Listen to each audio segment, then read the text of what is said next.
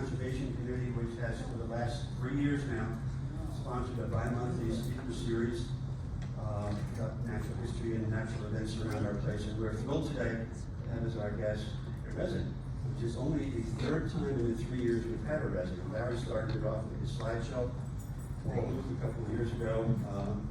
Enlightened us about Mohawk, and we'll do so again next month. We now have Dr. Roberts. So, the alarm goes off, stay seated, we'll take care of it. And I now give you Larry Randall, our president.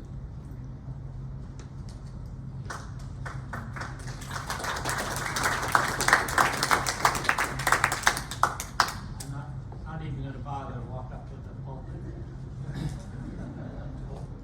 Yeah, pulpit.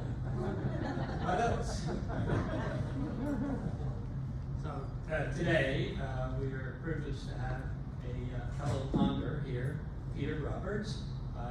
Peter, you've been here for roughly a year? Year and 4 months. Okay. In any event, Peter is a Kingston native. Grew up in one of Kingston's old stone houses. It'd be interesting to know which one that is. In any event, he's a retired physician who practiced medicine in Kingston for 30 years. He's been active in the Friends of Historic Kingston, a not-for-profit which promotes Kingston's history and the preservation of its architecture. And today, he's not going to be talking specifically about Kingston or its architecture, although I suspect the architecture will sneak its way in at some point. And he's going to be talking about the once thriving bluestone industry in Ulster County and what makes that industry interesting and how it was used, how it promoted for some years the economy of Kingston, and how it left indelible artifacts here and there throughout the county and beyond.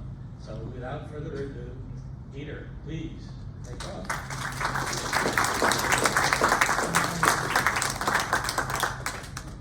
Hello, everybody. Can you hear me? You turned it on? You need to turn it up? Yeah.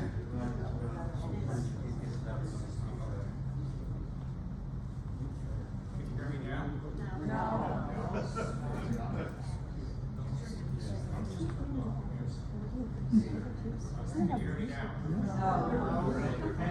That's a really good shot, too.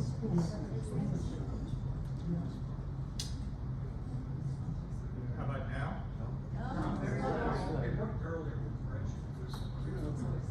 How about this?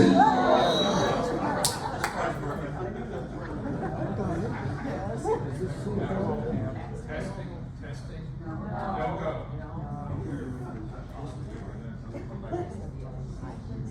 Come an hour before.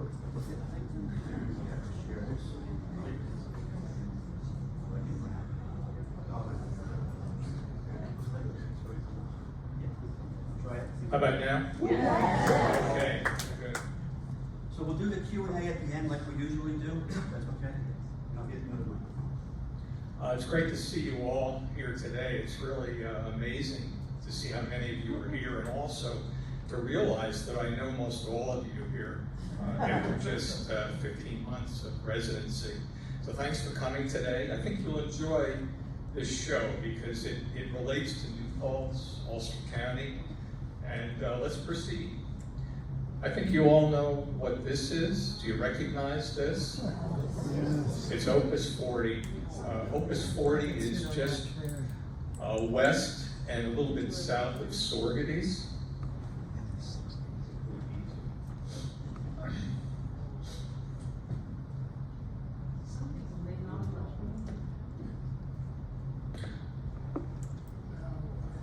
Opus 40 is at the base of Overlook Mountain, which you can see in the background. And Overlook Mountain is an important point here because most of the bluestone that was quarried in Ulster County is part of that Overlook Mountain massif as it bends around.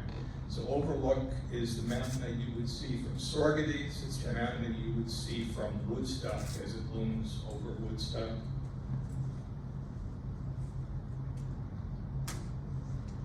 This was a slide that Larry wanted me to include, and I'll amplify on this a little bit later. So, Can you hear me now? No. How about now? Yeah, better. A little better? Yes.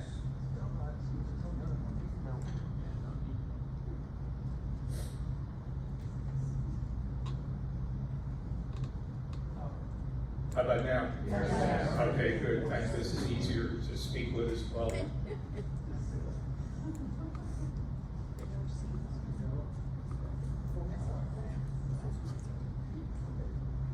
You recognize this is Huguenot Street in New Paltz. We're looking north, that's the old fort on the left. And what you see here is beautiful bluestone sidewalks. They're 4 feet in width. Their length varies from 3, 4, 5 feet. And the sidewalk is supported by curbing, which helps to stabilize the bluestone. This bluestone was laid approximately 140 years ago. So there's still the ability of this stone to withstand many, many years of weather. Let's proceed a little further up Huguenot Street. We're approaching the church, the Reformed Church, and here we see a very interesting carriage step. This measured 7.5 by 4.5 feet. It was 3 inches thick. It had an entry point with steps towards the church, and this allowed parishioners in the 1800s to attend church and also to leave church. Interestingly enough, to the right of this, also in front of the church, is a twin carriage step. So one must have been used for entry, the other one for egress. Another more large bluestone construction pieces is illustrated in Old Main from, this was the first building on the New Paltz campus, early 1900s. And here you can see a bluestone foundation, these beautiful bluestone pieces. And a little further up close, again, you'll see the Old Main building foundation. This next slide is Plattekill Avenue, and it's where Plattekill Avenue takes off pretty much from Main Street. And here you see again bluestone sidewalk, bluestone curbing. In the distance you see the village and the town buildings. And then as you go around the corner, you see this beautiful bluestone sidewalk, which is in front of several houses on the first part of Plattekill Avenue. These stones were probably laid in about 1900. So you can see they had great durability. They also were the impetus for bluestone flagging stones, were the impetus for the industry to develop in Ulster County. And the reason was that people in New York City, in Brooklyn, in Boston, Baltimore, and other cities were very fond of having bluestone sidewalks. The reasons were, number one, durability. Number two is that when it rained or when they got wet, they dried very quickly. And one more important attributes of them was that they dried very quickly and they weren't slippery when they were wet. So think of marble or granite, those stones would be very slippery when wet. Lowell Fink, who in Kingston was someone who studied bluestone and was somewhat of a mentor to me, said that he thought the biggest attribute was how attractive they were to a community. I might also mention that by 1900, in New Paltz, there were 3 miles of bluestone sidewalks. So bluestone was very popular for flagstones in New Paltz. Now the durability of bluestone is shown in this gravestone, which comes from the Old Hurley Cemetery. The stone may be about 200 years old, and yet you can see how the carving has maintained itself over that period of time. If you look in the background, you'll see some limestone tombstones, and they have really lost their identity. This next slide is a very simple diagram of Ulster County. In the south, you'll see New Paltz. You'll see Kingston demarcated on the Hudson, and then Saugerties in the northern part of the community, also adjacent to the Hudson River. The early quarries in Ulster County were largely in this northern section, and Quarryville was a major source of bluestone quarries, a major source of flagstones. At one time, this northern part of the county had as many as 3,000 people working in the bluestone industry. Coming south from Quarryville, there are ledges that proceed down to Veteran, to High Woods, to Sawkill, to Stony Hollow, to West Hurley in this region here. West Hurley was a major producer of bluestone. Right now it's underneath the Shokan Reservoir. The ledges of bluestone also continued southwest, going through Lamontville, which is behind Stone Ridge, and then course southwest along the Rondout into Delaware County and into Pennsylvania, Pike County, where there was a significant amount of quarrying also. This is one of the very early quarries that was located in Quarryville. These quarries would often be run by only 2 to 3 people, a relatively small operation, and largely, again, they were looking for stone that would be used for sidewalks. And like many of these quarries, they would quickly fill up with water, making quarrying somewhat difficult without taking the water away. If you go up Route 32, which is very close to this area, you'll also see several businesses, thank you, that are in old quarries. In Quarryville on Route 32, you'll see an automobile repair shop. You'll also see a used car lot as well. Both of those are within quarries with the ledges behind the parking areas. Now these are 2 residents who grew up in Quarryville. Jim Ziegler is on the left, and Winnie is on the right. Jim's grandfather worked in iron work, which was associated with quarries. Winnie's grandfather, who raised her, was a miner, was a quarryman. And she would say when her grandfather came home, he would have stone dust all over his clothes, all over his face. So you can imagine the conditions that these quarrymen worked under. Now also in Quarryville, later on in the 19th century, later 1800s, there was a large quarry called the Michigan Quarry. And in this diagram, in this photograph, you can see what had to be removed: trees, soil, shale, before you got to the horizontal layers of bluestone. And along in this photograph, you also see a lot of what they call rubble stone or waste stone. Approximately 50 to 60% of quarrying of bluestone was waste stone. It was stone that the quarry people did not have use for. Perhaps they were looking for a different product, which this did not provide them. Coming from Quarryville and getting to the Hudson River was achieved through the Malden Turnpike. Malden Turnpike was 3 to 4 miles long, and the wagons would course the Malden Turnpike and end up in Malden, New York. This is an 1875 lithograph from an Ulster County atlas called the Beers Atlas. And in this lithograph, you'll see a rather large operation here on the Hudson River. Approximately 50 quarry wagons per day would load their loads and bring them to this site. This is about a mile or 2 north of Saugerties. And in this photograph, you'll see the finishing sheds where the bluestone was cut it would be planed, be rubbed. Over on the right side, you'll see sidewalk material getting ready to go on these barges and these schooners. In the center of the photograph was the headquarters of the Maxwell and the Bigelow Stone Company. And in the next photograph, you'll see that same headquarters from the opposite angle. And this is currently a home, a private home, and in the distance you see the Hudson River.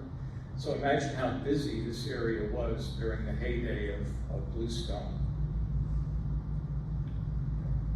Now, in the late 1930s, the commercialization of Bluestone took off, and it was a gentleman who was an engineer, a bridge engineer, by the name of Silas Brainerd.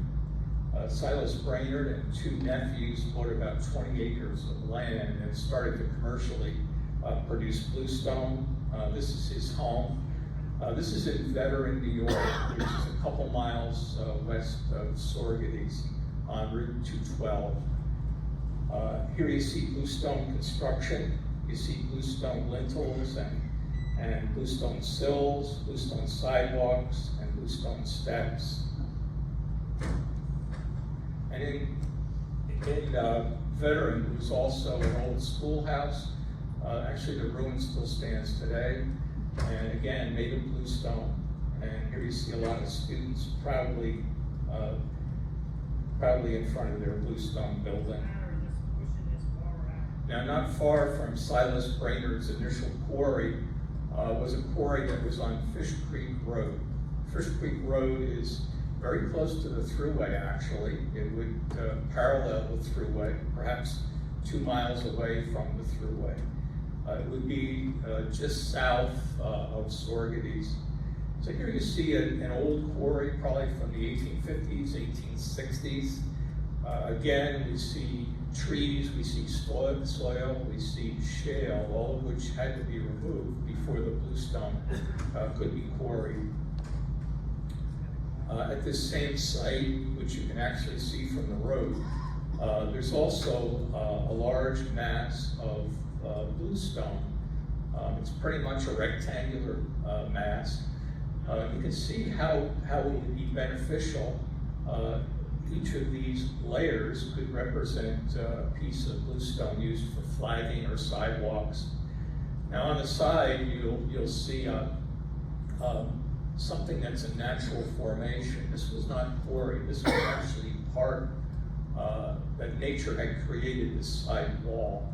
And over on the other side of this mass would be another side wall like this. And then perpendicular to these side walls would be a back wall or a head wall, a header. So somehow nature did a pretty neat thing. It created these blocks that were pretty much rectangles that made the ability to quarry bluestone relatively easy according to descriptions. And here at the same site is the rubble left behind. Again, 50 to 60% of the stone was waste stone that came out of these quarries. And interestingly enough, these white birch trees seem to come out from all these rubbish quarry sites. And we'll see that in some future slides as well. Just down from that quarry in High Woods is a colonial house made of bluestone. The interesting thing about this home is that the basement is one solid horizontal piece of bluestone, so it's quite remarkable. Think of the size of that piece of stone. And here we have Opus 40. Opus 40 is really a treasure. It's a sculpture park. It was begun in 1938 by a gentleman by the name of Harvey Fite. Harvey was a professor of sculpture at Bard College. He worked for 38 years at this site creating this beautiful bluestone sculpture. And here you can appreciate work that he did primarily by himself. He didn't really have any help in doing this. And here's a picture of Harvey Fite lifting a pretty heavy stone. Harvey Fite was described to me from by some Woodstock residents as being a very small man, but he certainly was pretty strong to be able to lift these pieces of stone. Harvey Fite died at the site in a tragic accident 38 years into his 40-year project. And this is the quarry where Harvey Fite took his stone. Again, you can see what had to be removed before the quarry was reached. These side walls, again, were natural walls. And then there was also a head wall in front. Now, pretty much next door to Harvey Fite was another sculptor, Thomas Penning. Thomas Penning was also a teacher of sculpture. He had a quarry that he opened, and he produced this wonderful statue on the right. This is Our Lady of the Hudson. This site is the Presentation Roman Catholic Church in Port Ewing. In the background, you can see the lighthouse in Kingston. And in the arms of Our Lady of the Hudson, you can see a carving of a tugboat.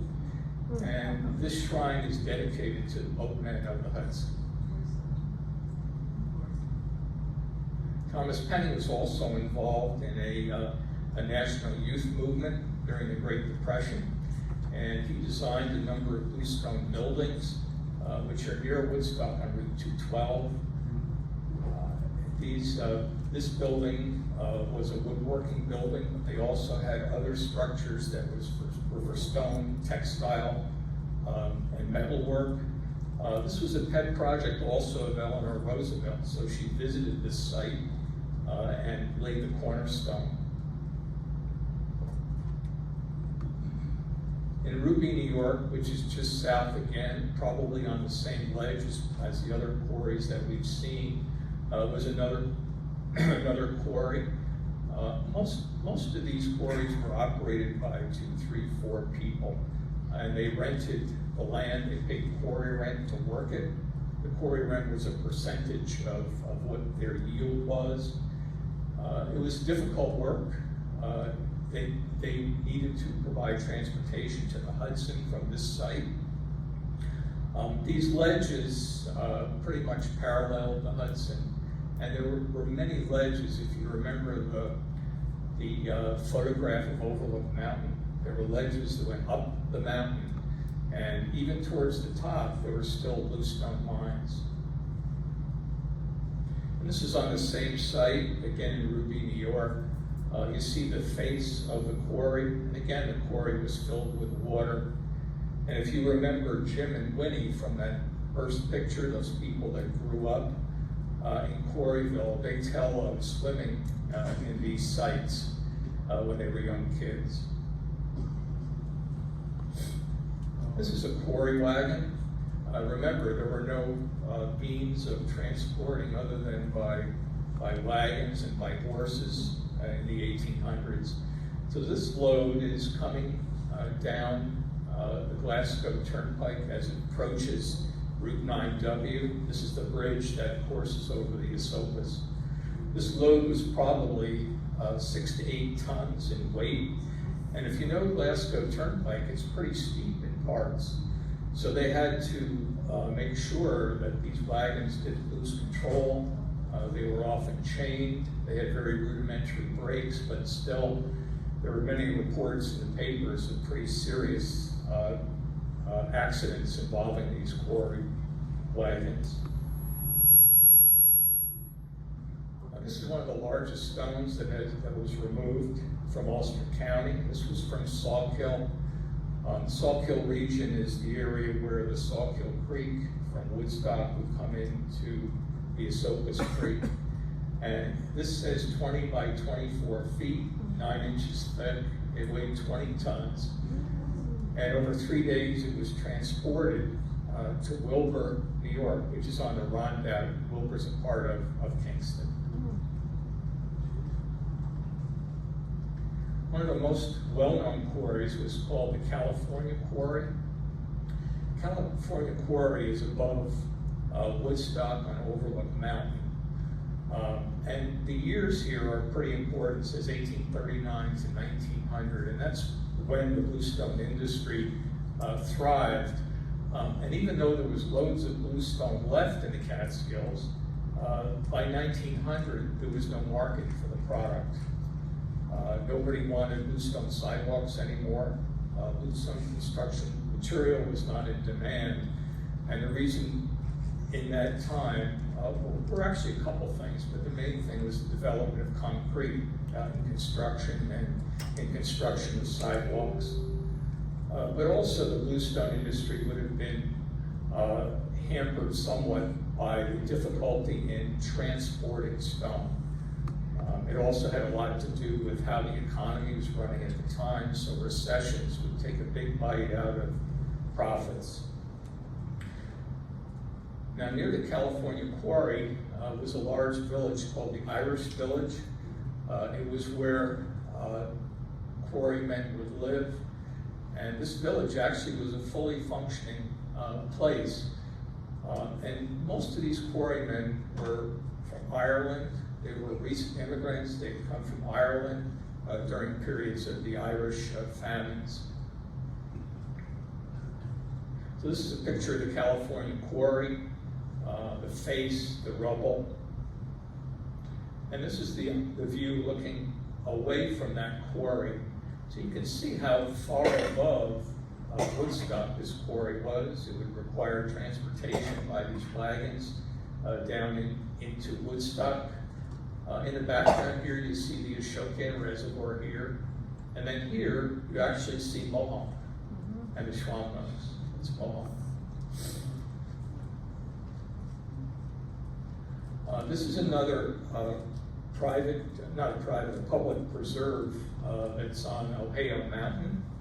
It's a Woodstock Conservatory property. Here again, you see these birches, you see the water. This face that was quarried was about 800 feet long. And I wanted to point out this area here where stone was taken from. And these would represent, each layer would be another stone that was extracted. Again, you see the sedimentary nature of the stone. So when they wanted to cut the stone that you're going into the quarry, you'll see these drill marks along here, and then you see some bigger drill marks in this area. And the technique for cutting stone was called plug and feathers.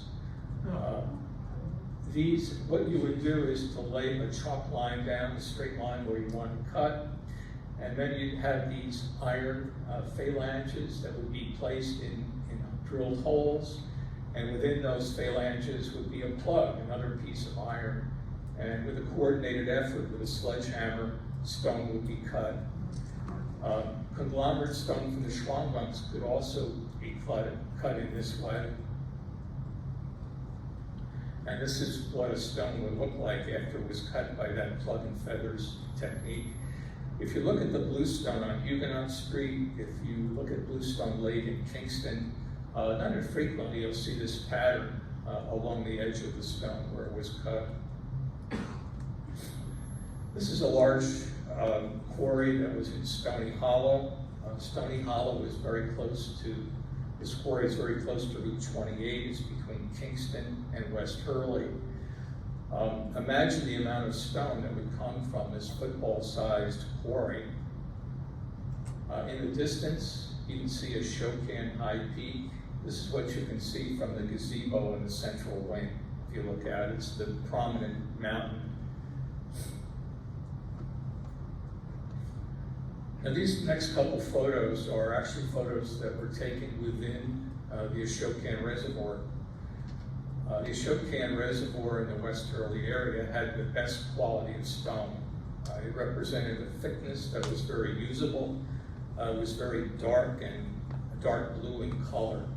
And also a site where they could take these large stones. These were very desirable by New York residents, names such as Tiffany's and Vanderbilt's. So there was a market for these larger stones. And here you see two proud quarryman with a large stone. You can see here how sedimentary this was and how smooth the upper layer of that stone was. Usually above the stone in the ground and below the stone in the ground would be shale. So shale deposited in layers would allow these smooth surfaces to develop. So the question that Larry had was where and when did bluestone develop? It turns out it was 400 million years ago that this bluestone was created. It was a period called the Devonian period. And at that time, the Catskill Mountain area was largely a river delta, a huge river delta. And on the beds of the delta, sand would form on top. And mixed in with that would be the mineral called feldspar. Feldspar is the most common mineral in our crust of our earth. And feldspar compressed along with the sand with forests and rocks on top, pressure of water would create the bluestone. And the other question that comes up is, why is it called bluestone? Bluestone is actually a commercial term. It's not a geological term. And it was Ulster County quarrymen that coined this phrase, bluestone. Bluestone has many colors. It can be from a very light gray to a very deep gray, almost black in color. So again, it's a commercial term. It's not a geological term. It's a sandstone. And here you see a group of proud miners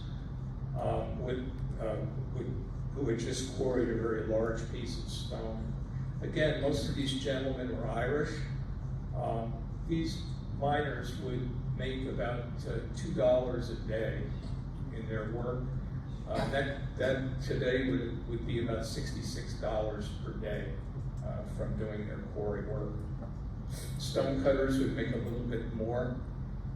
And the men that ran this business were basically based in Kingston. They were on the Rondout or in Sorgetes. The next couple slides are of West Hurley, New York. This is a quarryman's home in West Hurley. And the prominent feature here is all the waste stone behind his home. All stone that really didn't have a purpose. And this shows you a beautiful bucolic picture of West Hurley. This was around 1900. It's colored in postcard. West Hurley prospered because it was a bluestone site.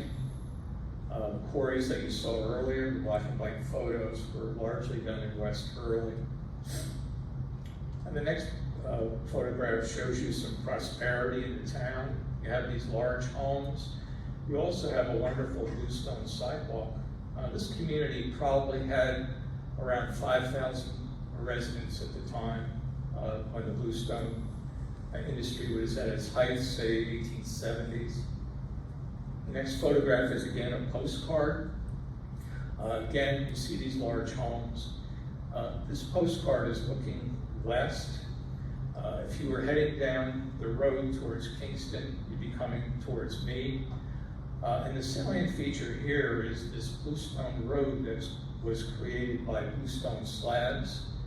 And the reason for this was the quarry wagons were so heavy, 6, 8, 10 tons, that they would really destroy a road, particularly if nature had given a rainstorm in the vicinity of the travel. So over these roads would come perhaps 20 or 30 bluestone wagons a day. And this is a picture of a bluestone road within the Ashokan Reservoir during a drought period of time. This photograph is in front of the Hurley Heritage Society in Hurley, New York. It shows a bluestone wagon going over the Bluestone Road. And at the Hurley Heritage Society, they have a a pretty nice demonstration of bluestone industry. They have a lot of tools. They have a reconstructed quarry wagon. You can see the iron wheels that were placed over top of the wooden wheel structure. And in front of the Early Heritage Society, again, you see this bluestone road. Now the question always comes up, what about these areas in the road, these indented areas? Were they put in there beforehand for the quarry wagons? Were they chiseled out? Or did these markings come about because of quarry wagons traversing over these roads? And apparently the latter explanation is the case. The quarry wagons produced these ruts in the road. Now the quarry wagons would head from the West Hurley area down Route 28A, and then they would come into Route 28. They'd come into Washington Avenue in Kingston, make a left-hand turn up North Front Street. And here again, you see the Bluestone Quarry Road coming up North Front Street. On the right-hand side is a stone building that was removed in the 1970s. And in that spot is the Peace Park today in downtown Kingston. So coming up North Front Street, you'd make a right-hand turn on Wall Street. This is the corner of North Front Street and Wall Street. This is the heaviest stone that was perhaps brought into Kingston during the Bluestone era. It weighed about 25 tons.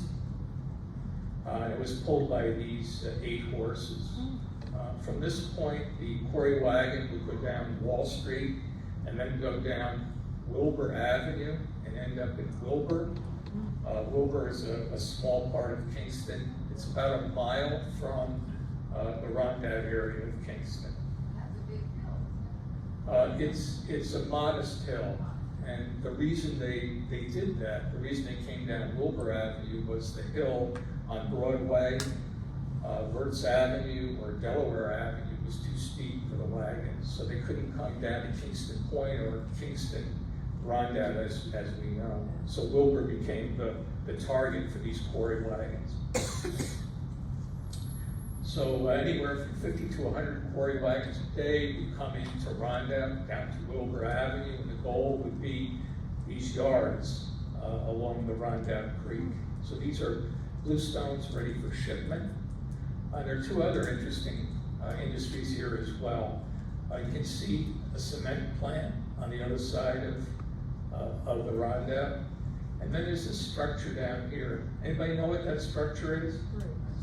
It's an ice house. Kingston was a point where a lot of ice was produced for refrigeration for New York City. And here you have the West Shore Railroad Bridge coursing over the Rondout. This is a De Beers Atlas 1875 lithograph again. And here you see the headquarters of the Fitch bluestone business. The Fitch business was a very large bluestone business in Wilbur. And here you see the yards extending up the Rondout towards the Eddyville Bridge. And this would be a view from that Fitch house. The date of this photograph is 1873. So you can see the extent of the bluestone yards at that time. Here's a wonderful picture of large stones, architectural stones being loaded onto a sloop. You can see the railroad bridge in the background. And what I think is neat here is the headwear on these people. They're soft hats, they're not hard hats. OSHA wouldn't be too pleased today to see a photograph like this. And again, in the foreground, you have the local boss in his dark outfit, his black hat, and a great swagger. Today, the Fitch building is still preserved. Again, in Wilbur, New York. It's along the Rondout. It's along Beale Street, which traverses into Kingston. This building was restored in 1872 by the Berardi family of Kingston, and today it's privately owned. and really a beautiful structure within the town. The last yard that was in Wilbur was the Sweeney Yard. The Sweeney Yard is just below the bridge over the Ronda. And here you see these sheds where final treatment of these large stones, cutting, planing, rubbing would take place. These derricks would help to load the sloops that would go to New York. This yard probably stopped production around the early 1900s at the end of the commercial bluestone industry in Ulster County. This next picture is the Sweeney house. The Sweeneys owned that yard that we just saw. This is a house that they built on Wirtz Street in Kingston. Currently it's owned by the county. It's a building that's used to temporarily house veterans. And there's one of our Woodland Pond residents, I don't see him today, Richard Kelder, lives 2 houses down from this on Wirtz Avenue, as Wirtz Avenue descends towards the Port Huron Bridge.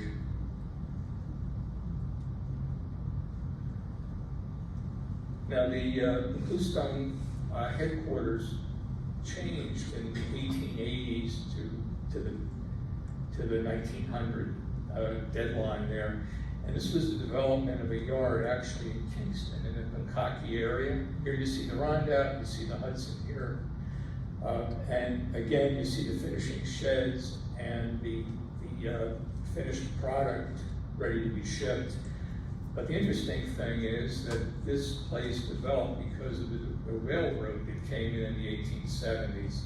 So here you see the railroad here coursing right next to the sheds.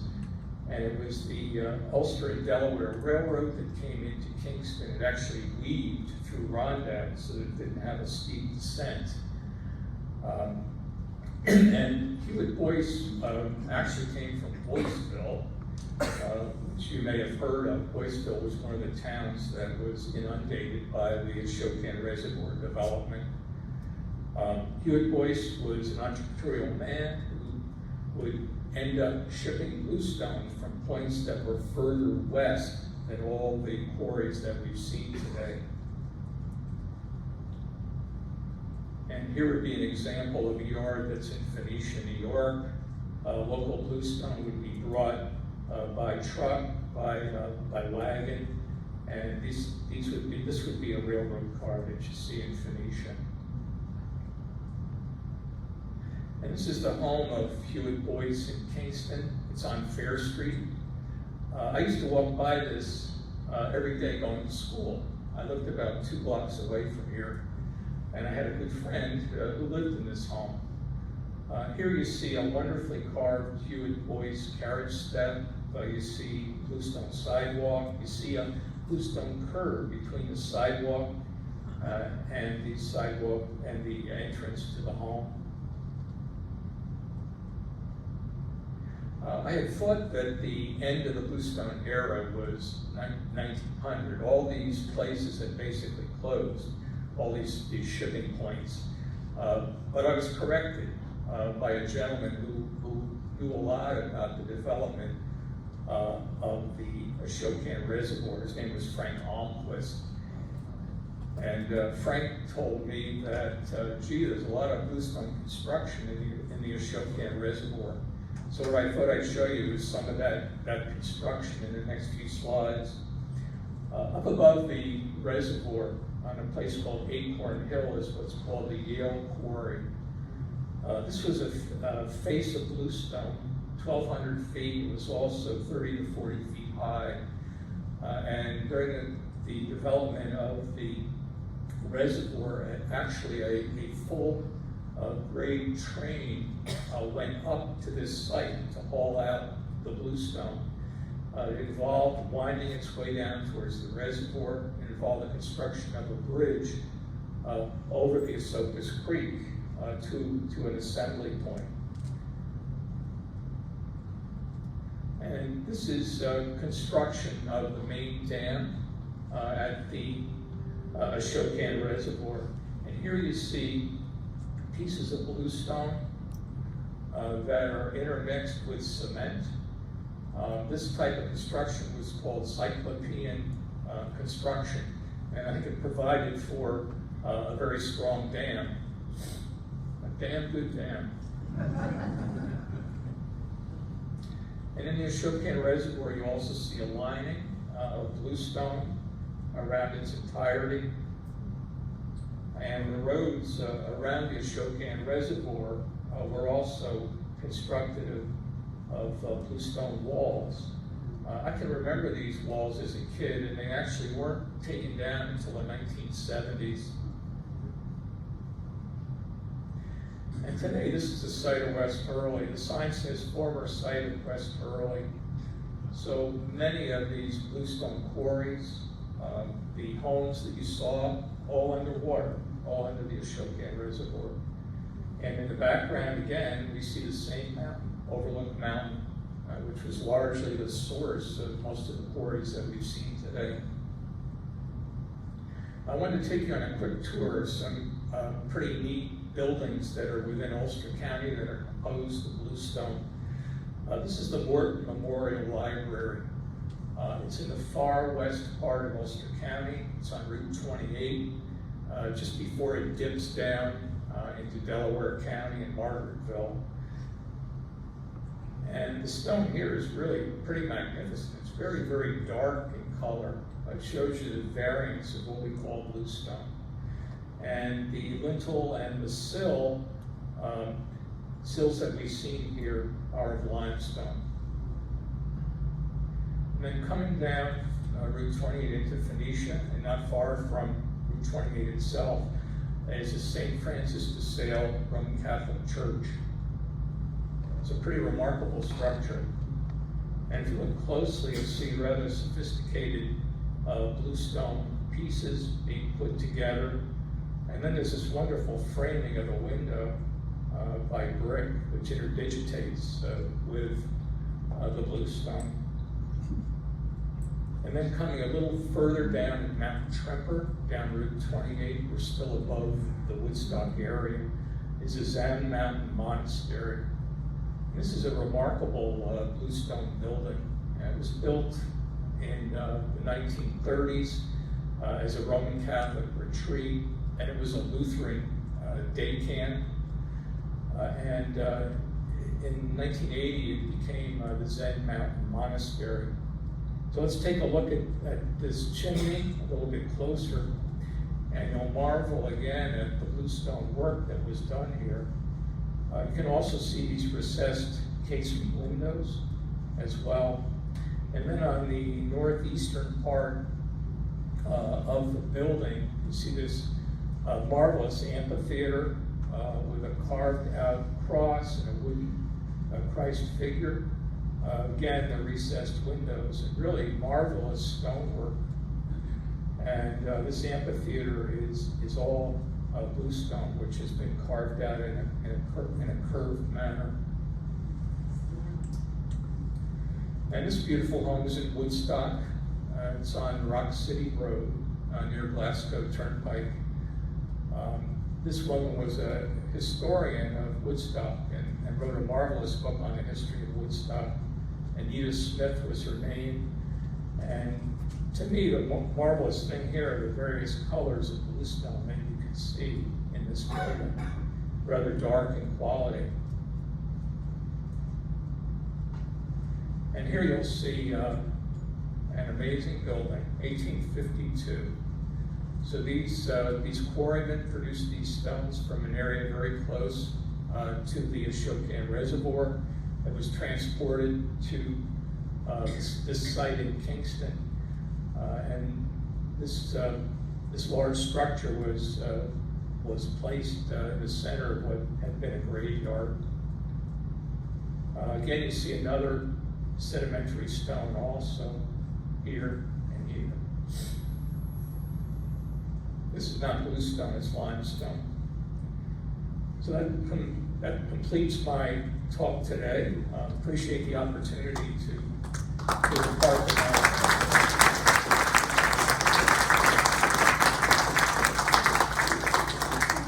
Okay, thank you.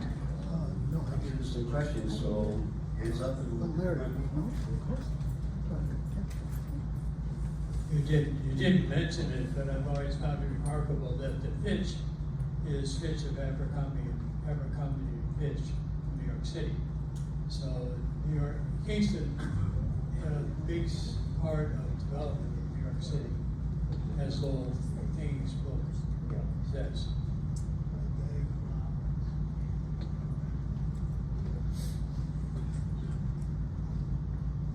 Is Fieldstone just a softer version of Bluestone? That's a good question. I think fieldstone is probably a pretty generic term, I think. I suspect fieldstone is a sandstone. I can't comment beyond that. Yeah.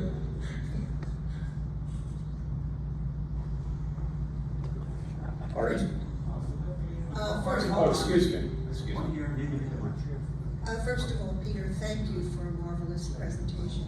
My question is there any data as to what extent, if any, these bluestone miners developed lung disease? That's a good question. You know, I couldn't find much on that topic. Most of the information that I was able to glean came from newspaper articles. There's very little written actually on this era on bluestone. And I think part of the reason you don't hear about illness is because these miners didn't live long. You know, the lifespan in this era was probably 50 years. So I'm sure they had great degrees of lung disease, but I think maybe their shortened lifespan didn't make that as prominent as it might make it today. There were a lot of injuries, certainly. There are a lot of reports of limbs lost, fingers lost.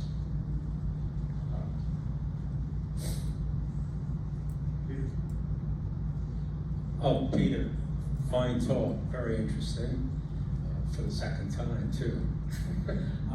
Beautiful. Bluestone as well as shale is deposited in shallow seas, right? Yes. Now, would there be any fossils found in bluestone? Fossils aren't found in bluestone, very rarely. Any reason why?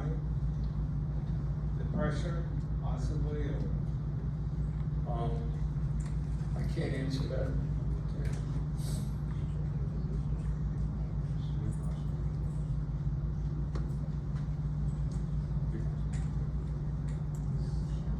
Thank you again for a remarkable presentation.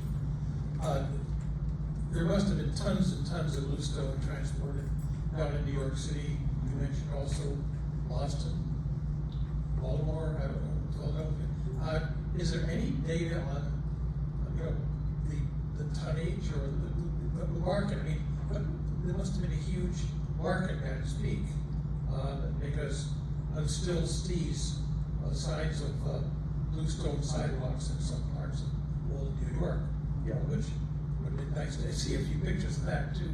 That's some of your territory, but it's just remarkable, and tons and tons of 50 of these large wagons going by a day. Per day to Malden, New York, per day to Rondell.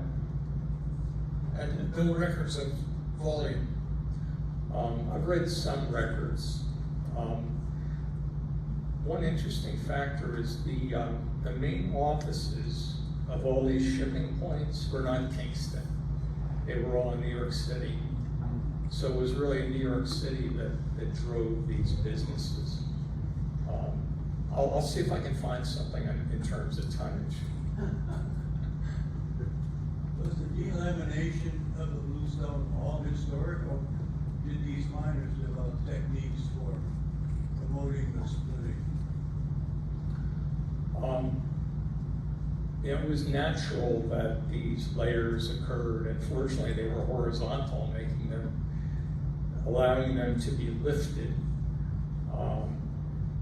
The quality of stone was pretty consistent here.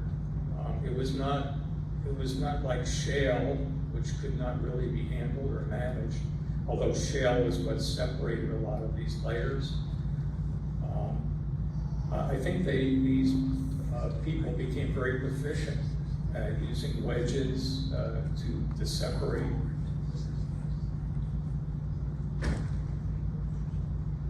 Other questions? No, hold on. Is there any estimate as to how many people were involved in the industry at the height of it?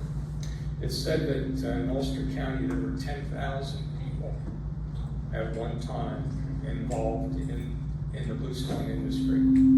So that's from quarrying, from transporting, to the yards that finally process the stone. 10,000 people.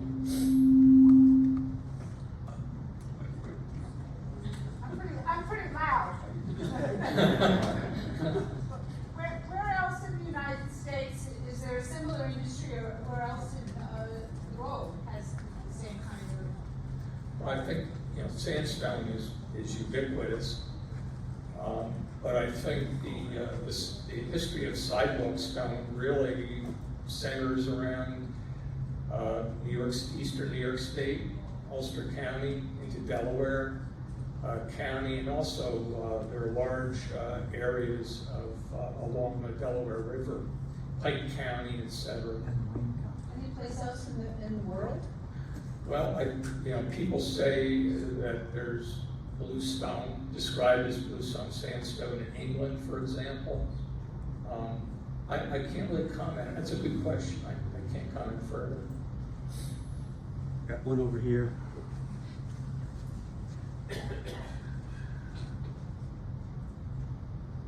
I grew up in Albany, and Albany has got slate galore. Every sidewalk in the early days of Albany was absolutely bluestone. And one of the things that was interesting about it is the fact that it was so strong, you could have great big oak trees growing next to it, and it would raise the sidewalk something terribly. But the oak was fine. Albany spent a lot of money replacing that. Apparently Albany was the first city in the United States to have bluestone sidewalks. And Silas Brainard, he was the initial commercial guy in Ulster County. He went to Albany to see those stones, and he realized where he was living that the same stone was available. And you commented on the roots and their effect. If you're in Kingston, and Dave can verify this, in uptown Kingston, there's some streets like Crown Street that are tremendously disfigured. The bluestone's intact, but the roots have pushed it up 6 inches or more in some spots. Peter, I think you're referencing a tour he gave. We wanted to sign up for bus tours out here. He led us on a tour of downtown, some of the buildings in downtown Kingston, which was very interesting, as well as this is very interesting. Larry?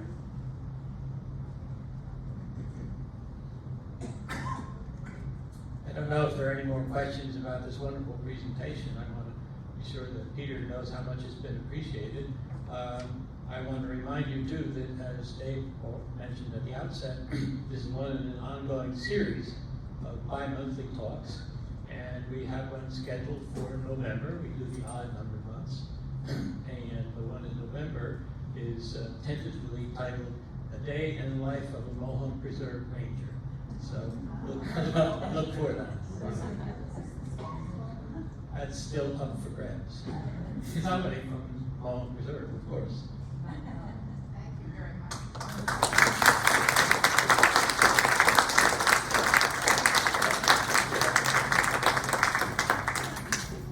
Thank you. And don't forget to, if you feel up to it, do a self-guided walk on the branch and McBride trails, which are now officially open for your use. I have it on good authority that people with rollators have successfully traversed them. take your time and pay attention to the information that Michelle and Jonathan have put out about precautions to take, and you should probably take a friend. Thank you very much.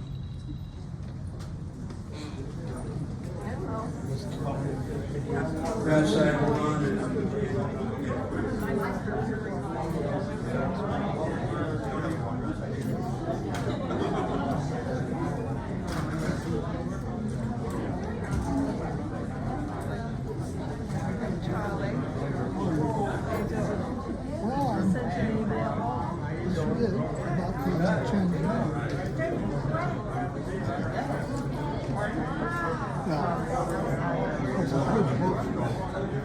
I wouldn't vote for her. She's a woman. But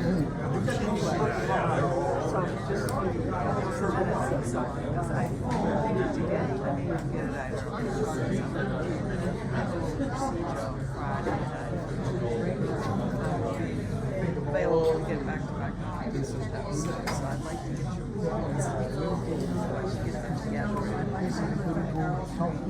I know Sue is working on it. Okay, yeah, I just want to. I took a copy over to. That was good. Mary Ann. Unfortunately, it lives very close to the elevator.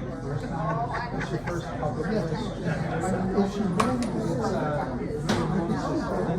Upstairs. I remember this was the one that said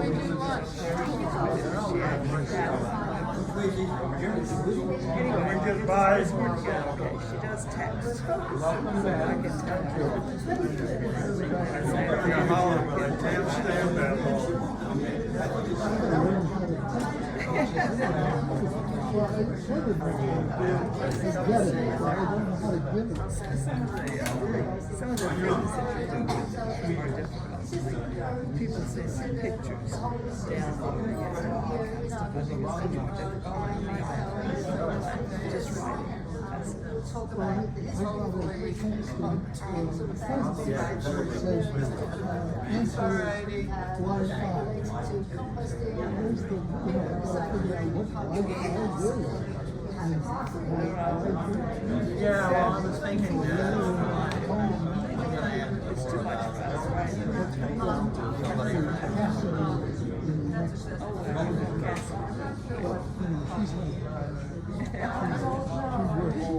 Yeah, I don't know. Yeah.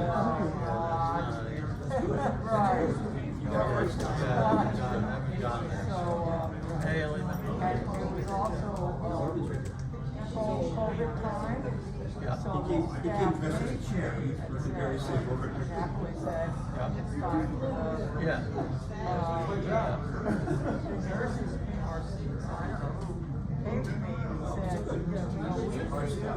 Yeah, there you go.